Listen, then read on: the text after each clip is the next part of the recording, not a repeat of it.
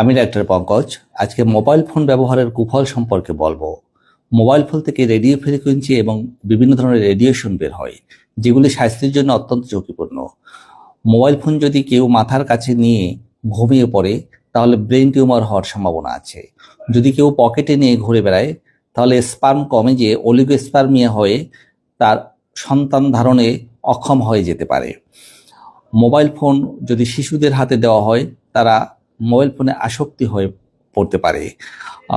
বড়রা বিভিন্ন সময় যখন মোবাইল ফোনে নোটিফিকেশন আসে, তখন ডোপামিন নামক এক ধরনের হরমোন নিঃসৃত হয়। আর ডোপামিন হরমোন নিঃসৃত হওয়ার কারণে বারবার সে মোবাইল ফোন চেক করে যে কি নোটিফিকেশন এসেছে। এটা এক ধরনের আনন্দের উদ্রেক করে। তাই এটায় তার আসক্তি হয়ে পড়ে। এই আসক্তি আস্তে আস্তে ভয়াবহ রূপ নিতে পারে এবং কখনো কখনো বিভিন্ন ধরনের মানসিক সমস্যাও দেখা দিতে পারে।